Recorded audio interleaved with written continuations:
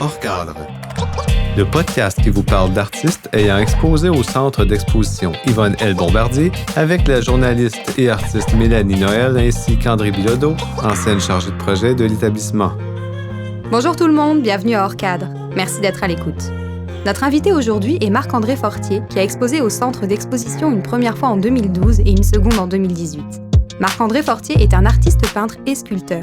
Tombez sous le charme de sa démarche artistique alliant humour, ironie et discipline, et découvrez ce que représente pour lui la vie d'artiste. Bon podcast! Bonjour Marc-André. Salut Mélanie. Bienvenue au Centre culturel Yvonne L. Bombardier. Merci, oui. Est-ce que ce lieu te rappelle des bons souvenirs? Oui, bien sûr. C'est des très bons souvenirs même. Des bons souvenirs. Des bons souvenirs? Peux-tu nous parler de ta première expérience? L'année, je m'en souviens plus. C'est pas ça grave. Va mal dans le la feeling. Le feeling, ben oui, j'ai eu la chance de pouvoir faire une exposition qui résumait 25 ans de ma carrière ici. Et je prenais tout l'espace, finalement. Puis, j'ai travaillé de près avec André. Effectivement, ça a été une grosse exposition. Puis pour moi, je te dirais que ça a été une expérience qui a été vraiment... ça a été la plus grosse exposition, je pense. Le plus gros travail qu'on a fait autour d'une exposition, ça a été la tienne. Parce qu'on avait été chercher des œuvres chez plein de collectionneurs à Montréal. Ça avait été comme 3 jours avec mon partenaire de travail. C'est ça qui a été long dans cette cueillette-là. Puis on avait été viré jusqu'à Toronto pour aller chercher des œuvres. C'est la première fois et la dernière, je dois avouer, que j'ai fait ça. Mais on avait rencontré, tes œuvres se retrouvent dans des collections qui sont très particulières parce qu'on était allé chercher des œuvres au musée Bata, puis on était allé chercher des œuvres au studio Footstep. Mais tu as été un gros coup de cœur. On était allé filmer aussi la coulée du saxophone, d'une partie du saxophone à Inverness avec la famille Gagnon. Oui. Hey, c'est cool. Oui, tu me rappelles des souvenirs. C'est super. Ben oui, c'est génial. Oui, merci. C'est tout ce que je peux dire. C'est vraiment fantastique. Là. C'était une belle exposition. Oui, c'est une très belle exposition. J'étais touché. Tu as déjà dit, c'est ça, la vie d'artiste, c'est une vie de montagne russe. Il y a des années où tu pensais que tu étais sur le bord d'être millionnaire, puis l'autre année d'après, tu peux être endetté de plusieurs milliers de dollars. Oui, c'est ça. C'est ça la vie, là. Tu sais, je veux dire, mais... je ne sais pas quoi dire à ça, parce que oui, effectivement, ça fait partie des hauts et des bas, tu sais, de n'importe qui décide d'être à son compte, que tu sois industrialiste ou que tu sois n'importe quoi. Je veux dire, dès que tu es chef de ton bateau, c'est sûr que tu vas avoir des tempêtes. C'est juste que l'art n'est pas un besoin primaire, tu sais, c'est pas la première chose que tu vas dépenser. Tu vas t'acheter une pierre ou des fleurs avant de t'acheter une œuvre d'art en général. Alors, c'est certain que tu es beaucoup plus sensible aux hauts et bas. Mais tout le monde qui est à son compte doit vivre des hauts et des bas, là, c'est sûr. Là. Puis de toute façon, ceux qui ne sont pas à leur compte vivent les hauts et les bas de l'entreprise pour qui ils travaillent. Peux-tu nous parler plus en profondeur de certains liens que tu as développés avec des collectionneurs ou des mécènes que tu as rencontrés au cours de ton parcours? Si on parle de mécène, mon plus gros mécène, la personne que je trouve vraiment, que j'admire beaucoup, c'est Georges Gancheff. C'est quelqu'un qui me suit depuis au moins une trentaine d'années. Il a dû dépenser, juste pour donner une tape à l'œil, là, il a dû dépenser au-dessus d'1,5 million de mes œuvres d'art. Si c'est pas 2 millions, là, c'est énorme. Là. C'est-tu lui qui t'a commandé les deux... Oui, les 2 snobs de la place d'Armes, là, c'est son gratte-ciel. Okay. Mais ça, c'est une œuvre. C'est une commande que tu as eue après l'exposition ici, je pense. C'est une commande que j'ai eue en 2012. Puis je l'ai terminée. Elle a été installée en 2013. Peux-tu nous en parler un peu du concept? Oui, avec plaisir. En fait, ça, c'est probablement un des plus beaux contrats de ma vie. J'en ai quelques autres comme ça, mais c'est le plus beau parce que c'est quelqu'un qui est arrivé et qui m'a dit « Écoute, je viens d'acheter un gratte-ciel. J'ai 2 espaces. Je voyais 10 pieds. Si je te dis, fais ce que tu veux, combien ça coûterait? » J'ai dit, ça coûterait, enfin, le prix n'est pas important, là, mais 250 000 dans le temps. Puis j'ai dit, ça serait à peu près 250 000. Puis il me dit, OK, fais ce que tu veux, mais il faut que ça fasse dans le dash. J'ai dit, OK. Alors, c'était quand même intéressant, parce que pour un artiste, ce qui est le plus beau, c'est d'avoir quelqu'un qui a les finances, de pouvoir dire, tu fais ce que tu veux, parce que j'aime ton esthétisme, puis j'aime ta façon de De voir. te laisser la liberté, même s'ils déboursent Oui, c'est la ça. grosse Là, ça somme. m'est arrivé quelques fois. Le quartier 10-30 aussi, on m'a laissé très libre de faire ce que je voulais à La Fontaine. Puis j'en ai une autre là, qui va être érigée là, à Québec. À cause du COVID, ça a traîné, là, mais c'est Bread and Butter, qui est une autre, qui est très belle aussi. Mais Alors, c'est ça, ils vous laissent faire le ce que vous Saxe voulez. aussi. Puis, J'en ai plusieurs, là, mais ce que vous avez fait les deux là, sur la place d'Armes, pouvez-vous m'en parler? C'est quand même un clin d'œil. ouais, Je ben, sais pas comment- je ne sais pas si ça s'explique bien comme ça, là, mais grosso modo, ben, ça va montrer un peu le côté, en fait, mathématique des choses, comme les Canadiens, comme tout ça. Le côté où, justement, la relation entre l'artiste puis l'entrepreneur est très, très proche. Puis c'est ça qui est dommage, d'ailleurs, parce que je trouve qu'on devrait clarifier ça. La majorité des artistes qui réussissent, c'est des gens qui sont excessivement groundés. C'est dans la création qui sont flyés. C'est pas dans le côté mathématique, logique. Alors, ce qui s'est passé, c'est que j'ai fait un appel au gratte-ciel. J'ai fait un appel à savoir la cartographie, comment ça s'étalait, comment ça se passait. Puis là, j'ai réalisé, évidemment, étant donné que c'était un des lieux les plus importants de la ville de Montréal, l'église Notre-Dame était à, je me souviens plus, une affaire comme 72 pieds. Puis la première banque de Montréal était comme à 100 pieds. Là, je vous donne des chiffres fictifs. Puis les angles, j'ai regardé les angles, calculé les angles. Après ça, j'ai regardé les lois, la réglementation par rapport aux urgences de sortie du gratte-ciel, les axes d'entrée, de sortie, la hauteur, la superficie légale que je pouvais prendre, les assises où je pouvais être. Puis là, je me suis rendu compte que j'avais seulement 5 pieds par 5 pieds de disponible, puis que les deux sculptures ne pouvaient être rapprochées qu'à 210 pieds de distance. Alors, tenant compte de alors je suis parti de ces limites-là pour me donner des balises de création. Donc, je savais, plutôt que de dire, je peux faire n'importe quoi comme une feuille blanche, je me suis dit, non, je vais me trouver telle et telle limite. Donc, sachant ces limites-là, 10 pieds, 5 pieds, je me suis dit, je pourrais essayer de rapprocher les deux œuvres en faisant une diptyque, une relation entre les deux. Puis là, il y avait quelque chose qui me tétinait depuis ma tendre enfance. Vu que mon père m'envoyait au camp anglais depuis des années, je suis bilingue et puis j'ai toujours trouvé que la distanciation entre les Français et les Anglais était absurde. Tu sais. Je comprenais parfaitement ma mère qui tenait la langue française.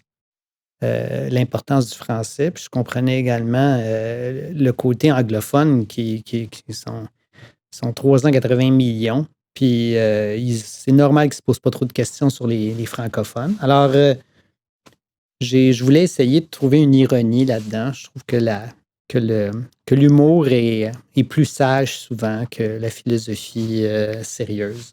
Alors, j'ai décidé de parler de la distanciation culturelle en faisant snobber. J'ai fait un personnage. Excusez, mon histoire est longue. J'ai fait un personnage, un snob anglais de 10 pieds de haut qui regardait avec dédain l'église Notre-Dame qui symbolisait le français. Et à 210 pieds de distance, à son opposé, il y avait une francophone avec un Coco Chanel, avec un nez, elle aussi, de la Commedia dell'arte, symbolisant justement le théâtre, de se prendre au sérieux. Chacun d'eux, elle snob la Banque de Montréal, et chacun d'eux ont un chien. Elle a un caniche français, puis l'anglais, lui, a un pug anglais, un carlin anglais. Puis les deux animaux se regardent et ont le goût de se rapprocher, tandis que les deux êtres se snobent. Je l'ai présenté à mon client. Mon client a aimé l'idée. Il m'a demandé de les couler à petite échelle. Je les ai coulés à petite échelle. Puis ça a été accepté. Alors, j'ai fait les 10 pieds, puis ça a été inauguré. Puis ça a très bien été, même que Wikipédia a fait une page là-dessus. Alors, c'est le fun, ça. Voilà. Est-ce que tous vos acheteurs ont le même sens de l'humour, je dirais, que vous? En général, si c'est des acheteurs, ils l'ont pas mal. Ouais, hein? Mais de où ça vient, ce goût-là de rire un peu des défauts humains? Parce que, tu sais, dans le fond, on parle de surconsommation, on parle de manipulation, on parle de... Tu sais, ça vient d'où, ce goût-là d'exploiter ça? Mais d'une belle façon, là. Tu sais, vraiment, tu l'amènes en riant, Ben, la première chose, c'est faire de l'introspection. Je pense que c'est important. Là. Je veux dire, je me vois très bien. Là. Je viens d'un milieu matérialiste, puis je chéris le matérialisme. De toute façon, j'en fais. Je fabrique du matérialisme. Je veux dire, je ne suis pas en train... Alors, je crois que rire de soi-même, c'est la première chose. Après ça, il y a... Ben, en fait, tu sais, je ris pas à grand déploiement. Tu sais, je souris, il y a un raffinement. Mais je crois que l'intelligence, c'est d'être capable d'être assez fin de savoir où on sait que ça n'a pas l'importance que ça devrait avoir. Tu sais, c'est pas je pense que en ce moment, mon art, c'est de l'art idiomatique que je travaille beaucoup. C'est vraiment là-dessus. Je voulais me distancer de plusieurs formes d'art, puis c'est ma façon de le faire. Puis c'est une sonorité bilingue aussi. C'est en fait prendre l'expression, puis la tourner à une visualisation personnelle. Alors, ça, c'est ce que je fais. Oui, l'ironie, je trouve ça important. Excusez si je débarque, là. Non, mes histoires sont longues, là, aussi. Non, mais c'est vrai, mais c'est tellement... Je trouve tellement que c'est beau ce que tu fais, puis c'est amené tellement d'une belle façon, là, tu sais, là. Puis je me souviens, comme au vernissage, quand on parlait de cette exposition-là, comment elle a été éclatée pour moi, en tout cas. Tu sais, on avait fait à tous les vernissages dans ce temps-là, on avait des bouquets de fleurs dans les salles de bain, il y avait mais là, pour lui, je trouvais tellement que ça s'appliquait pas, qu'on avait fait un arbre avec des grosses sucettes. C'était des grosses sucettes, toutes sortes de couleurs. Puis j'avais trouvé des chaussures à talons hauts en chocolat. Ben, c'était ça qu'on avait positionné un peu partout. Les gens se battaient pour les... Oui! J'en étais jaloux. Je disais, écoute, non, on fait ça aux œuvres d'art. Non, c'est vrai, c'est génial. Non, mais ça fitait avec ça, là. Tu sais, là, c'était vraiment... Ah oui, c'est vrai, c'était le fun.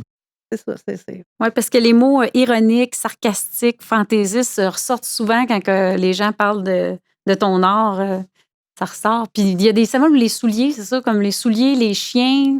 Les souliers, c'est parce que ça fait longtemps. Là, fait partie de l'extrapolation, là, tu sais, de pouvoir parler de l'individualité de chacun à travers le soulier.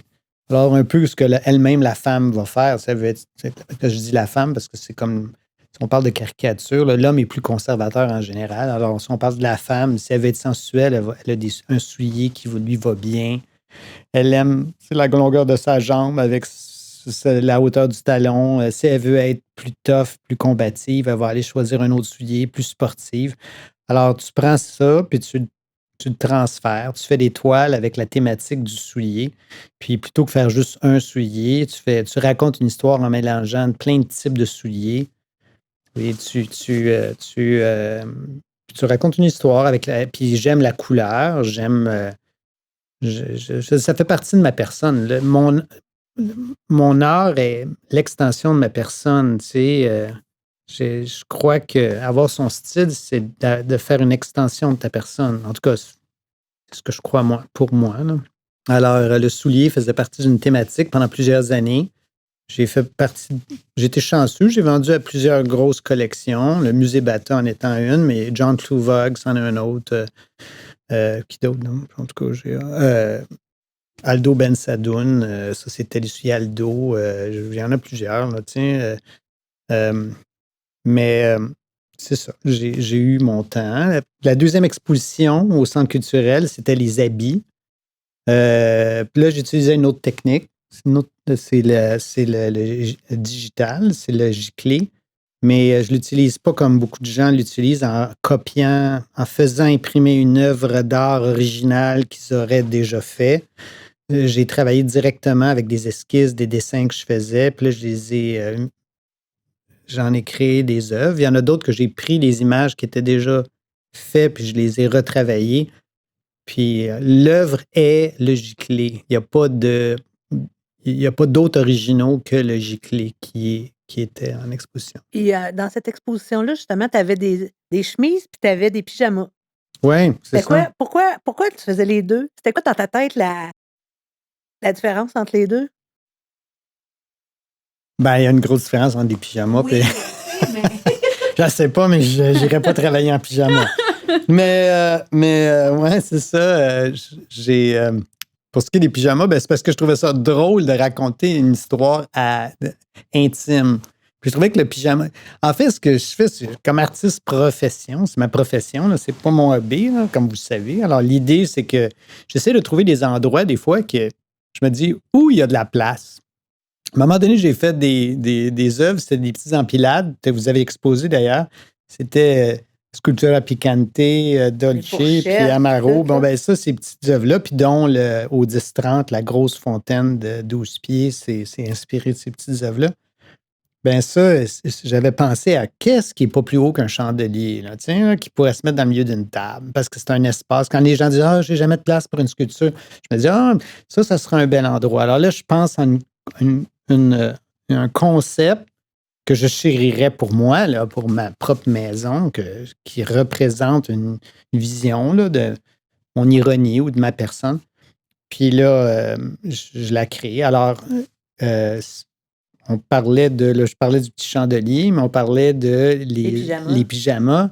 Je trouvais que, tu sais, c'est pas dans les maisons en Floride, ils se mettent des gros palmiers, ils se mettent une scène de Floride. Moi, je me disais, ouais, ce serait le fun d'avoir Wonder Woman puis Superman en pyjama au-dessus de chacun. C'est rigolo, c'est le fun, ça raconte comment les deux se perçoivent ou se voient ou comment ils veulent se voir dans les rêves. Alors, je crée des thématiques en fonction de mon ironie, mais c'est des ironies douces, c'est des ironies de clin d'œil, tu sais,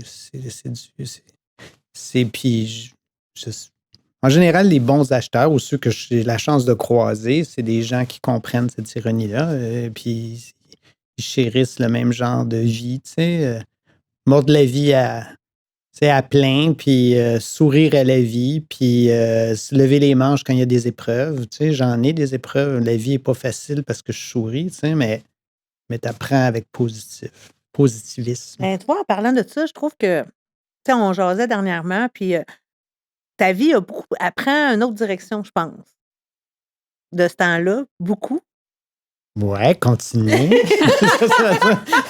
Mais encore. Non, mais tu sais, tu me disais l'autre fois, ben, par rapport à ton âge, peut-être, ou par rapport au. Je pense que, je sais pas, je te sens comme plus sérieux dans ta vie maintenant, que dans le temps où on s'est rencontrés, finalement, là. Tu sais, là, je sais pas, je te sens plus. Y a-tu un élément déclencheur de ça? Y a-tu quelque chose en particulier? Ben, oui, je sais pas. Il y a plein de choses. Je sais pas. Je te dirais que je peux dire oui et non. Oui, je peux le dire du côté, mettons, de l'alcool. Là. Je prenais un Christy de brosse pendant. J'ai eu des. Quand j'étais excusez, excusez-moi. Quand j'ai fait les Canadiens de Montréal, c'était complètement débile le contrat qu'il y avait. Dans ces années-là, là, c'était complètement débile. C'était un contrat qui était. Que je pense que il n'y a pas personne qui aurait pris. J'avais 47-6 ans à ce moment-là. Quand je l'ai eu, ce contrat-là, c'était complètement débile. J'avais 8 mois pour faire 4 œuvres de 8 pieds. Puis la fonderie avait besoin de 5 mois. Alors, j'avais 3 mois pour faire 4 œuvres. J'étais tout seul. Alors, c'était comme, il a fallu que je fasse des maquettes. J'ai eu 34 jours pour des maquettes. Vous allez comprendre, c'est pas 3 mois bloc. C'est que la fonderie avait besoin, à partir du 4e mois, d'avoir une entrée d'au moins le premier. Puis, ils savaient que ça leur prenait tant de jours passés au travers pour arriver à l'œuvre finie. Puis les bassins, puis tout ça, qu'ils avaient besoin de libérer, il fallait que j'arrive avec l'autre qui suive. Alors, ça n'arrêtait pas. Je faisais je me levais le matin à je me souviens plus, 5, 6, 7 heures le matin. J'étais au studio à 7 heures. J'avais loué un studio pour ça. Puis jusqu'à 11 heures le soir, sans arrêt, je travaillais. Puis dans le bloc de 5 mois, parce que je m'excuse, je me suis trompé, c'est 5 mois que j'avais, puis 3 mois que la fonderie avait bloqué. Alors, j'avais les 5 mois. En fait, c'est de la vieille histoire, c'est pour ça. Les 5 mois, je devais sortir les 4 œuvres en maquette, les faire approuver par les Canadiens, puis après ça, les virer à la hauteur demandée, les finaliser, puis les envoyer à la fonderie. Alors là, il fallait que je deal avec le New Jersey pour les agrandir, mais on perdait 40% de résolution, donc il fallait que j'aille les chercher, je les ramenais, je retravaillais dessus, je les pitchais, je les amenais à la fonderie. Alors, tous les soirs, pour relaxer, je prenais une bouteille de vin pour me détendre. Puis parce que c'était impossible de dormir, j'étais sous stress tout le temps, gros nerf. Puis quand tu bois pendant 5 mois, une bouteille tous les soirs, plus j'ai eu un stretch. Là, plus les fins de semaine. Plus les fins de semaine, t'es sabogué, mais tu travailles aussi les fins de semaine, hein, c'est juste que t'en prends 2. Et là, alors ce qui arrive, c'est que cette habitude-là, c'est ancré. Alors après ça, quand j'ai fait ben là, tu sais, quand l'économie va bien pour moi, ça va bien, tout est beau. Ben, je veux dire, t'arrêtes pas de travailler, t'es super heureux, mais pour être sûr de vivre à plein, ben le soir, tu veux voir tes amis, tu fais des gros soupers, des tables, venez-vous-en, venez manger, on s'amuse, la vie est à plein, mais tu continues à boire. Puis là, tranquillement, tu t'en rends pas compte, mais là, si tu commences à avoir juste des amis artistes qui viennent prendre un verre, ben, c'est les seuls qui sont libres du lundi au dimanche. Alors, les choses doivent changer à un moment donné, puis c'est ce qui est arrivé.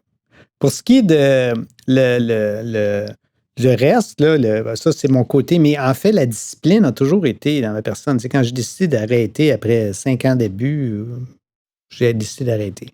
J'ai toujours été très discipliné, très organisé. C'est juste que là, j'ai 60 ans, tu sais, puis j'ai 35 ans de métier. Puis j'ai une vision, tu sais, pas obtus, mais j'ai une vision assez claire de qu'est-ce que je veux, puis qu'est-ce que je veux pas, puis comment je veux finaliser ma vie, là, parce qu'on finit tous les 2 pieds. Oh, ben ça, c'est sûr. Ouais, alors, étant donné qu'on le sait, mais qu'on l'oublie souvent, ben là, rendu à 60 ans, c'est quelque chose qui se revient plus dans ta tête. Alors là, tu sais qu'est-ce que tu veux faire, hein, quand c'est tout. Puis, je veux dire, c'est sûr que je me laisse pas intimider rendu je veux dire, je suis pas quelqu'un qui a 60 ans puis qui va quitter mon métier. Je suis quelqu'un qui va le faire si je suis capable jusqu'à la fin de ma vie. Puis si je vis jusqu'à 100 ans, j'espère pouvoir le faire. Alors, c'est certain que je me laisse pas intimider par n'importe qui rentre dans un marché ou sans être en compétition. Je parle juste en termes de confiance en soi. J'ai pas la même. Mais t'as comme plus rien à prouver, ben non plus. Tu sais, là, je veux dire, j'ai une carrière à continuer, mais j'ai pas t'as pas rien à prouver. J'ai pas rien à me prouver. Il y a plusieurs choses. Tu sais, comme le côté aussi manquer d'argent. Tu sais, manquer d'argent. C'est tellement un prétexte ridicule, ça. Je trouve que tout le monde a. Tu sais, ma fille, je ne l'ai pas éduquée comme ça. Là, tu sais, comme j'ai les gens qui disent ouais, mais qu'est-ce que tu vas faire? Tu n'auras pas d'argent. Tu sais, j'en connais tellement de gens qui ont 19 ans, ils rentrent en appartement, ils ne veulent pas aller à la buanderie, ils veulent une laveuse sécheuse. Ben oui, mais tu ne feras jamais ton rêve, là, si c'est ça que tu veux faire. Là. Si ton rêve, c'est d'avoir une laveuse sécheuse, une auto neuve, d'avoir, je sais pas, un set de serviettes neuf, puis d'absolument t'acheter des vêtements que tu n'as pas vraiment besoin, puis tu en as déjà 6, 7 de ce même modèle-là. Ben, puis tu veux pas aller au thrift shop pour t'habiller parce que, ben, c'est correct, tu as le droit, mais si tu vas, ça veut dire que tu passes au second plan tes ambitions. Tes ambitions, c'est une chose, c'est ça qui les priorise. Si t'as. Alors, c'est des choses comme ça. Là. Après, à 35 ans de métier, c'est sûr que je ne suis pas en train de dire que j'ai pas de bas. C'est quelque chose que j'ai accepté, puis c'est quelque chose que je connais, puis c'est quelque chose qui me fait plus peur. Puis quand j'ai un haut, ben c'est pas quelque chose qui m'excite tellement au point que là, je dépense tout, puis je pense qu'il n'y aura pas de bas après. Là. Ben, il y a sûrement eu ça au début quand même. Quoi, des bas et des hauts? Non, je veux dire... une grosse rentrée d'argent. Partir en puis, folie. On part. Puis, ben c'est certain parce que le concept, c'est tellement. La grosse entrée d'argent, c'est quoi? La grosse entrée d'argent, c'est comme.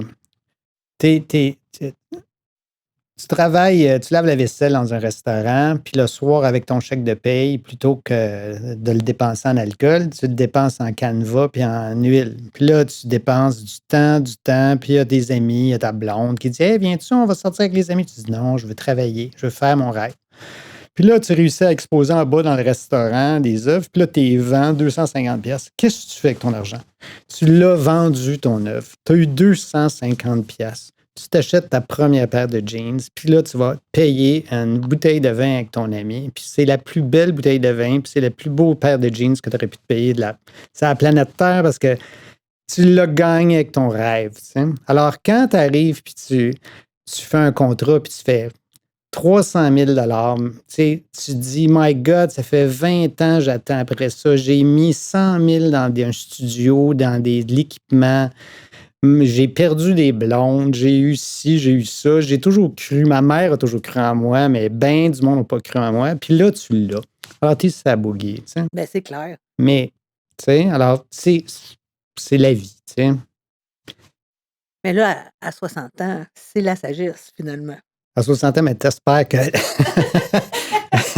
t'as la théorie d'avoir la sagesse. Mais là, on va espérer que tu la gardes, là. Dans les rêves qui te restent à réaliser, ton to-do list, mettons, professionnel et peut-être personnel, ce serait quoi dans les prochaines années? Je pense que pas une déception, mais ma misère, là, que je pensais que tout le monde a des misères, là, mais la misère que je trouvais que je pensais régler, c'est que au début de ma carrière, j'ai eu un très, très bon agent, un très bon galériste. Mais finalement, on est obligé de se séparer pour plusieurs raisons. Puis, j'ai jamais trouvé quelqu'un qui était plus structuré que moi, plus ambitieux que moi, plus méthodique que moi. Puis, je suis pas en train de dire que je suis le plus méthodique, le plus ambitieux. Je suis juste en train de dire que beaucoup de gens se donnent le titre d'être, mais il y a peu de gens, je trouve, qui ont les galons. Tu sais, beaucoup de gens peuvent devenir galéristes du jour au lendemain. Tu peux avoir 20 ans et être galériste, tu peux avoir 40, puis tu peux venir d'une très, très belle famille, puis très cultivée, puis décider que tu vas ouvrir la plus grosse galerie. Mais de là, à être capable de bien vendre, d'être bien organisé, avoir vraiment une ambition stratégique, être vraiment mener ta barque, d'aller chercher des artistes qui vont faire partie vraiment de tes chevaux de course, les amener avec respect, puis eux aussi t'amènent avec respect vers la réussite. T'en as pas beaucoup. Bon, je pense que dans une vie, tu peux. Puis, c'est comme l'art. Je pense que tu aurais beau former 2000 artistes par année. Il y en a un par 20 ans qui vaut vraiment la peine. Tu sais, c'est pas. Il y en a beaucoup qui sont excellents, là. Mais de là à dire là, des gens là, qui vont vraiment là, influencer d'autres générations, c'est très rare. Là. C'était qui, toi, tes inspirations? À part Lucky Luke, puis... ben, Lucky Luke, elle était... non, mais pas de farce. Oui, vas-y. Je veux dire, c'est quoi cette affaire-là? Moi, il n'y a pas de rien. Les Schtroumpfs, non, jamais. Mais Gottlieb, parce que j'aimais bien l'humour de Gottlieb, les idées noires de Gottlieb, tout ça. Le dessin franquin. Je trouvais qu'il y avait vraiment du dessin. Franquin, ça, c'est Gaston Lagaffe, vraiment. Étais-tu bande dessinée quand tu étais jeune? Oui, j'étais bande dessinée quand j'étais jeune, puis j'aimais ça, la bande dessinée. Il y a encore des gens, tu sais, que j'adore leur humour, là, anglais ou français, puis que je trouve génial, là, tu sais, qui sont vraiment bons, là, qui me font vraiment rire. Norman Rockwell, dans Les Peintres, c'est dans le top notch. J'ai même appelé le Musée des Beaux-Arts à un moment donné pour leur dire, vous devriez vous démarquer de tous les musées, pas avec les impressionnistes, tout ça, oui, puis, mais je parle de, vous devriez vraiment vous démarquer en allant chercher Norman Rockwell, les années 50, 40, là, tu sais, de toute la période de l'après-guerre. Puis là, il dit, ah oui, mais il y a un musée. Je dis, oui, mais ça vous mettrait sur la map, tout le monde le snob, parce que quand il faisait son art, il y avait l'humilité puis l'honnêteté de dire qu'il s'inspirait de la photographie. Il choisissait des gens, des personnages de la rue, puis il leur demandait de venir prendre des photos pour pouvoir produire avec exactitude le style. Mais ce gars-là avait une sensibilité puis une vision qui était fine. Il était fine mouche comme esprit, puis une technique absolument magnifique. Puis quand je leur parlais au musée, une œuvre de Norman Rockwell, ça valait entre 700 et 1 million. T'sais.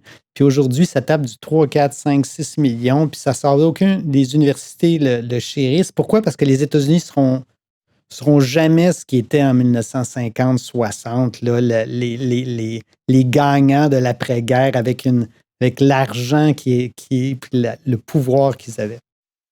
Tu es en ébullition tout le temps. Puis ça prend un méchant cerveau qui moi, je vais te dire une chose, vite, la galériste que je reproche, tu sais, puis je veux dire, j'ai du super bon monde, là, que je trouve, tu sais. Dès qu'on te donne une job, t'es super content de l'avoir atteint. Ah, après, qu'est-ce que tu fais? Hey, t'as eu ta job. Mais non, mais là, j'aimerais savoir cette job-là. Je connais pas un muséologue, un conservateur qui veut pas un plus gros musée dans sa vie, tu sais. Je veux dire, j'ai jamais été à Cannes, on m'a jamais invité, on m'a jamais donné... le tramway est fait à Montréal, ils m'ont pas téléphoné et dit à M. Fortier, là, on vous donne le contrat, puis money's no problem, puis allez, on fait une fausse compétition, mais c'est vous qu'on choisit. Ah, merci! Vous êtes tellement une sommité, M. Fortier. On n'est pas à ça du tout, là, tu sais. On est encore au plan où est-ce qu'on peut facilement me snobber, dire, ah non, on veut pas Fortier, là, on veut pousser telle tendance artistique, puis c'est pas ce genre de tendance-là. Puis c'est correct. C'est le jeu ou c'est la scène dans laquelle je me suis mis, là, dans la géographie dans laquelle je suis, mais t'as jamais fini là, de vouloir être connu. Là. Tu sais, je veux dire, je suis pas dans la collection du Musée des Beaux-Arts de Montréal. Je suis dans la résidence du gouverneur général du Canada, ça oui. Tu es dans la collection de la Fondation Germain Bombardier. Oui, ça c'est vrai aussi. Ça c'est très bien. Je suis dans des très belles collections. Tu sais? Puis je peux être regardé par, je sais pas moi, la collection du Musée des Beaux-Arts, pas du Musée des Beaux-Arts, pardon, la collection de la Banque de Montréal, mais je ne suis pas encore acheté. Tu comprends? Ils disent, on va attendre, on ne sait pas, tu sais, parce que tout le monde, sur la Terre, tout le monde est là pour lui-même. Il n'y a personne qui est là pour l'autre. Tu sais, alors, ma fille est là pour elle n'est pas là pour moi. Elle est là pour elle. Puis, le concept est que pourquoi un artiste du jour au lendemain devient le plus connu au Canada, tu sais? C'est parce que ça donne que ça aide tout le monde, une continuité d'individus à les amener plus haut. Si tu veux être au Musée des Beaux-Arts de Montréal, puis tu es à tel musée, tu te dis, je vais accepter telle tendance artistique, puis ça va m'aider à aller là. C'est normal. Tout le monde est comme ça, tu sais. Si je regarde ma vie quand je vais mourir un jour, je pense qu'il y a beaucoup d'œuvres que j'ai pensées un peu comme les snobs de la Place d'Armes.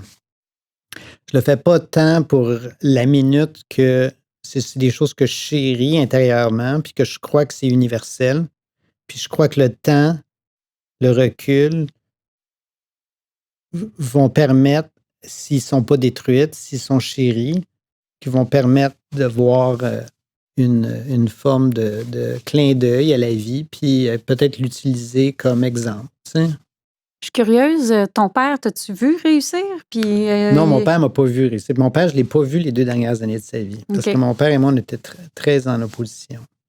Donc, il est décédé avant que tu aies tes grands succès? Oui, mon père était en fait, c'est ce que mon père a fait 2 jobs. Tu sais. Il n'était pas avocat, il est devenu arbitre en chef parce qu'il a pris un cours comme notaire. Il était le notaire de la ville de Laval. Mon père, il faisait de l'amour inverse. Tu sais. Je t'aime tellement que je t'envoie aux États-Unis. Je t'aime tellement que j'ai vu qu'il y avait 2 enfants qui parlaient français au camp aux États-Unis. Je vais t'envoyer plus loin aux États-Unis pour être sûr que tu apprennes juste l'anglais et que tu ne puisses pas dire un mot en français. Tu sais. Je t'aime tellement qu'on ne va pas te voir pendant 2 mois puis je veux que tu deviennes sportif, je vais t'envoyer un camp de sportifs. Tu sais. Je suis parti en Amérique centrale à 18 ans. C'était la Révolution, c'était en 79. Que toutes les ambassades étaient fermées. C'était complètement fou pourquoi j'allais là, mais c'était comme, je voulais montrer que j'avais pas peur. Je savais même pas parler l'espagnol. Je suis parti là 2 mois. Mon père m'a dit, écoute, là, qu'est-ce qui se passe là-bas? Je passais à travers le Panama, puis je finissais au Guatemala. Mais écoute, je passais à travers le Nicaragua. Puis écoute, c'était élevé, là. Il y avait plein de monde qui se faisait. On s'est fait arrêter, les mitraillettes. En tout cas, toute l'histoire, là, on est raconté. Puis mon père, je me rappelle, avant que je parte, il dit, Là, tu t'en vas, là. Appelle-moi pas pour me dire là, que tu as des problèmes ou que tu es arrêté. Là. Que je te vois pas m'appeler une seule fois. Là. Tu te prends en main. Ben oui, papa, pas de trouble. Écoute, c'était complètement débile. Là, tu sais, là, je me suis fait encercler à un moment donné par des guerrieros. Écoute, il y avait toutes des AK, pas des AK-47, les espèces de guns au SWAT là, américains. Là. Il y avait tout ça. Là, c'était fou. Là. Ils ont tous mis leur arme à on parce que je prenais des photos. Écoute, c'était l'enfer. C'est juste une anecdote rigolote là, que je raconte, mais c'est juste que je suis revenu après 2 mois. Tu l'avais pas appelé? Ben non, je ne savais pas, je l'appelle. T'sais.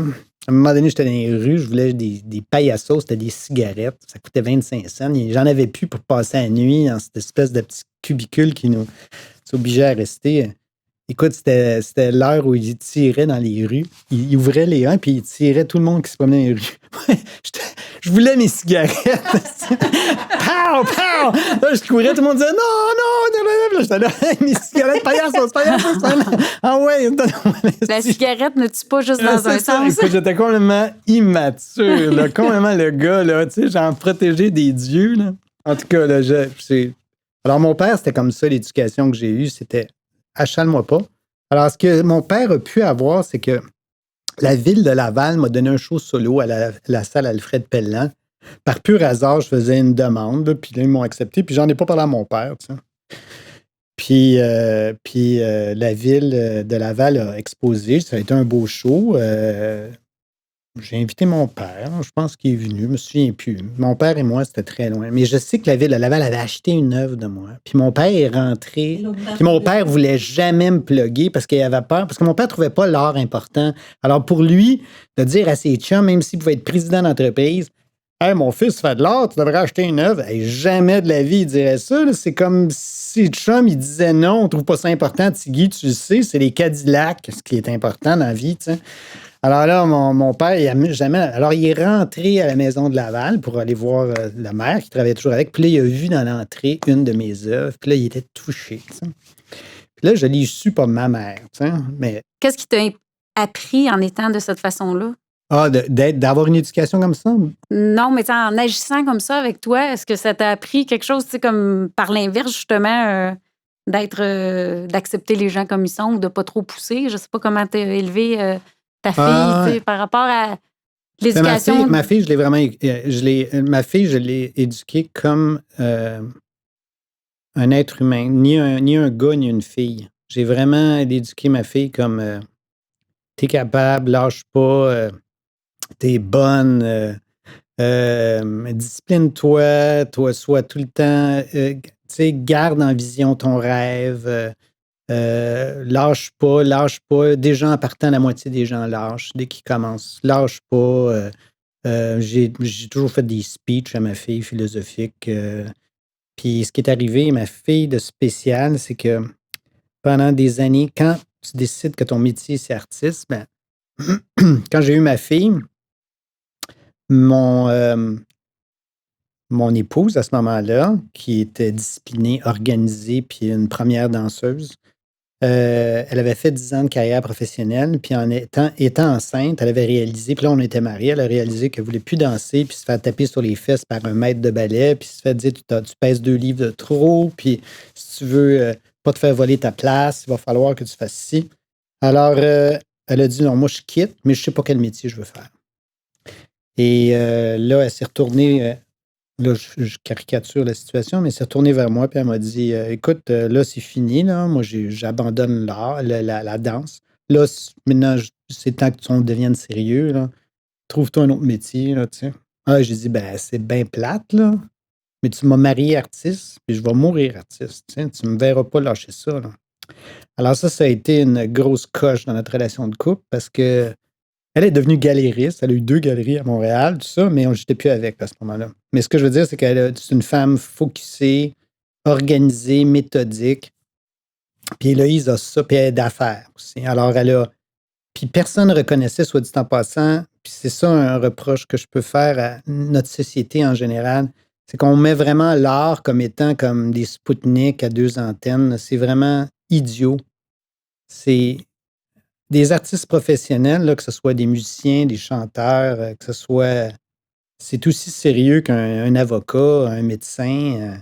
C'est le métier, c'est pas la structure qui est en arrière. La structure, si vous voulez investir dans un artiste qui est bohème, pas sérieux, pas méthodique, qui ne sait pas où il s'en va demain matin, mais c'est ça que vous considérez de l'art, ben, je pense que vous extrapolez mal qu'est-ce qui est des chansons qui vous rappellent votre jeunesse quand vous l'écoutez. C'est de la structure, c'est des gens qui ont une ambition.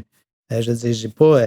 Alors, ma fille, j'ai donné ça. Là, je mélange mes idées, là, mais grosso modo, moi et mon épouse, on s'est laissés quelques années après. Puis ma fille, quand je l'avais, étant donné que ma priorité était l'art, il est arrivé, c'était sa fête. Puis je disais, ben là, papa n'a pas d'argent. Puis elle disait, ah, papa, c'est correct, je t'aime, je m'en fous, je ne voulais rien de toute façon. Alors, j'ai acheté rien à sa fête. Rien à Noël, ou j'ai acheté quelque chose dans le milieu de l'année quand j'avais un coup d'argent. Je disais, gars, là, c'est un cadeau que je t'ai fait. Ah, papa, merci. Alors, elle était du comme ça. Puis il est rendu à 20 ans. J'ai fait un bon coup d'argent. Quand je dis un coup d'argent, c'est une prolongation, là, de l'argent qui rentre régulièrement. Puis là, j'ai donné pour sa fête, genre 5 000 $. Puis j'ai dit, écoute, Héloïse, j'ai plein d'années où je ne t'ai rien donné. Tu me demandes jamais rien. Tu sais, j'ai acheté des vêtements, je l'ai envoyé au Collège de Montréal. Je faisais des choses, mais je ne faisais pas des cadeaux de fête. Je ne trouvais pas ça important. C'était du temps avec elle, puis l'éducation. Alors, j'ai dit, écoute, regarde bien ça. Tu fais ce que tu veux avec cet argent-là. Puis j'avais un Marc-Aurèle Fortin aussi que je lui ai donné. Puis j'ai dit, regarde, tu fais ce que tu veux. Tu fais un dépôt avec ton chum en quelque part, t'achètes, tu dépenses au complet, tu fais ce que tu veux. Je te le donne. Là, c'est vraiment, ça me fait plaisir. Elle me dit, mais je lui dis, si tu gardes l'argent, j'ai dit, dans 1 an, je dis, je vais t'appeler. Puis si tu l'as gardé, cet argent-là, je dis, qu'est-ce que tu dirais qu'on fasse un voyage dans un endroit qu'on n'est vraiment pas habitué à aller? Tu sais, puis elle m'a dit, 1 an, c'est loin. Pas 1 an. Je dis, c'est pas si loin que ça. Fais ce que tu veux. Alors, elle est économe comme sa mère. Alors, elle a mis l'argent dans un dépôt quelconque, là, dans un compte de banque. Puis je ne l'ai vraiment pas achalé avec ça. Puis 1 an après, pas jour pour jour, mais dans le même bout, j'ai dit, bon, écoute, qu'est-ce que tu as fait avec cet argent-là? Elle a dit, je l'ai dans le compte de banque. Qu'est-ce que tu veux faire? J'ai dit, je pensais, tu sais, je paierais le billet d'avion. Puis, j'ai dit, on pourrait aller. Elle dit, en Thaïlande. Je dis, on avait pensé France. J'ai dit, non, en Thaïlande, peut-être. Ma blonde voudrait aller en Thaïlande, on ne veut pas aller là. J'ai dit, l'Inde, ça nous ferait peur. Ça nous mettrait tous les engrenages en ligne, tu sais. J'ai dit, ça pourrait peut-être être pas pire. Elle a dit, oui, j'ai dit, on pourrait aller en Rajasthan, tu sais, ça serait vraiment cool, tu sais, c'est les contes des 1001 nuits, c'est poétique, puis en même temps, c'est excessivement pauvre, puis elle a été partante. Alors, j'ai payé des injections, là, puis les billets d'avion, là, puis là, j'ai dit, ce qui est spécial, c'est que c'est ton argent à toi. C'est l'argent que tu as économisé, tu vas le dépenser. Puis moi, j'ai mon argent. Puis elle a dit, OK. Alors, ce qui a été le fun, c'est qu'on a voyagé, puis elle a dit, OK, pas ce soir, là, je t'invite, c'est moi qui paye la chambre d'hôtel. Ou là, moi, je dis qu'on devrait aller à telle place, c'est telle place, puis écoute, on a organisé notre affaire, puis c'était égal à égal, puis elle a appris à me connaître, puis écoute, il nous est arrivé 1000 aventures, là, dans le désert, on en a eu des aventures, puis écoute, je pense que c'est le plus beau cadeau. 10 ans après, là, j'étais encore c'est comme la relation de ma fille et moi, c'est comme tellement serré, tu sais. C'est comme la fille de mes rêves. Tu sais, c'est vraiment cool. C'est une belle relation. C'est une relation vraiment. Tu parles, tu sais, de toutes les qualités que tu admires chez les gens. Ça serait quoi la plus grande qualité qu'un humain peut avoir pour toi? C'est même là, celle-là, c'est une grosse question. La plus grande qualité, je pense que c'est voir la vie à vol d'oiseau, c'est une grosse qualité. C'est comprendre que tu n'es pas tout seul sur Terre, tu sais. Qu'à chaque étape que tu vas atteindre ton but, tu vas te rendre compte que tu es, honnêtement, quand tu reviens coucher chez vous, il y a quelques personnes dans la vie qui vont t'aimer vraiment pour qui tu es, puis ça n'a souvent aucune connexion avec le succès que tu as dans le domaine que tu as. Ça en a, mais ça n'en a pas, tu sais. Ma fille, elle aime qui je suis, mais je pense que si elle pleure mon départ, ce ne sera pas parce qu'elle pleure l'artiste, elle pleure le père, tu sais. le grand ami. Mm-hmm. Je pense que c'est ça qui est aimer. Je pense que c'est cucu ce que je dis, là, mais c'est aimer probablement l'affaire la plus importante. C'est apprendre à aimer les autres. Je pense que c'est vraiment ça qui est important. Moi, je veux te remercier du temps que tu nous as accordé. Puis la jasette qu'on a piquée, je trouve que je te connaissais quand même un peu. Mais là, j'ai appris à te connaître encore plus. Je suis très contente de notre petite jasette. Moi aussi. Je te connaissais pas personnellement, mais là, je suis vraiment contente d'avoir fait ta connaissance. J'ai l'impression de te connaître un peu. Là, moi aussi, je vais m'écouter. Je vais écoute, c'est ça que je pense. C'est donc ben bon! C'est moi, lui!